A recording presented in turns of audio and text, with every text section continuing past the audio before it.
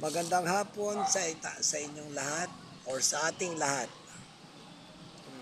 Andito kami ngayon Sa court. sa tabi ng covered court at saka ito yung aming Ang hawa. homeowners association office.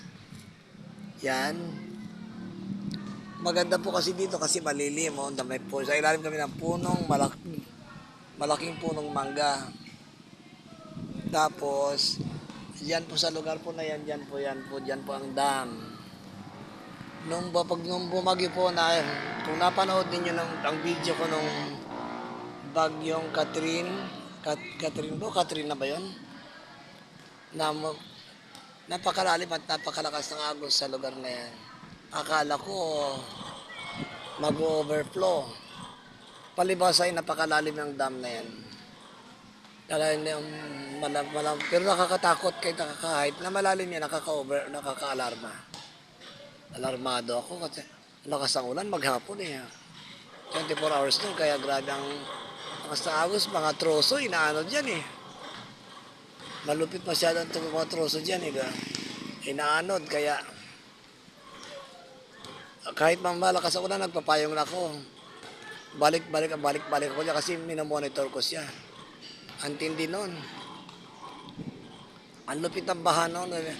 Ang mga kasama, mga kapitbahay namin eh, ang iba umalis, pumunta kung saan nag-evacuate sila.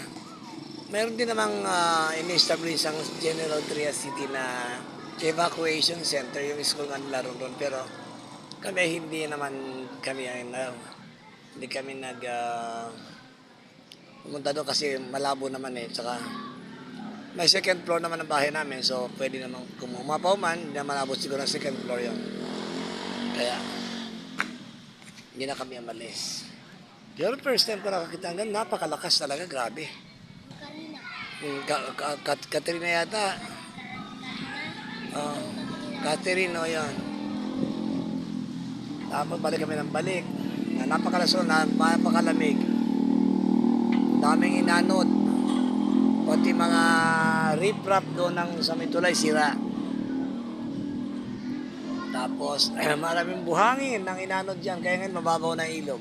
Pero may part din na, there are parts na na malalim din, mababaw, malalim, may mababaw, may malalim.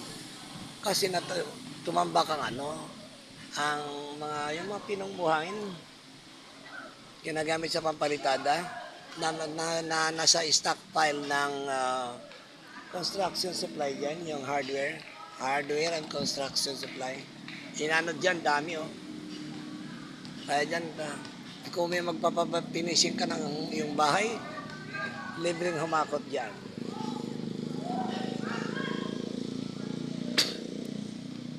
Masyadong nakaka-alarma ang na yan, ang ilog na yan.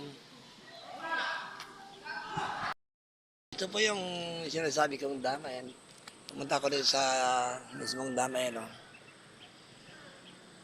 Malalim mo, yan po bakas ng baha yan. Yan po ang bakas ng baha. Malinis lahat, inanod lahat ang basura doon sa bagtas. Kasi ang ilog daw na ito ay lusot sa bagtas. Hindi ko alam. Bagtas ba or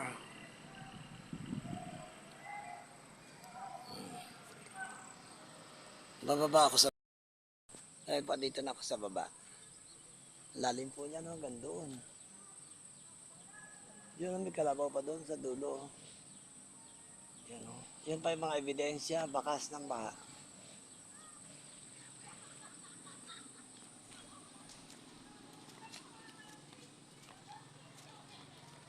Tapos, ito daw po, ang ilalim po nito ay lumang simbahan noong panahon ng Kastila. Umiyaso o.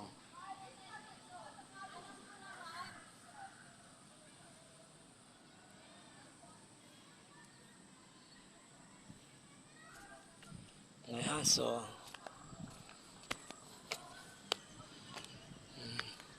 Ito po yung to cover the river, the river. Punta ako sa gilid ng ilog. Ayan o. Ang ganda o.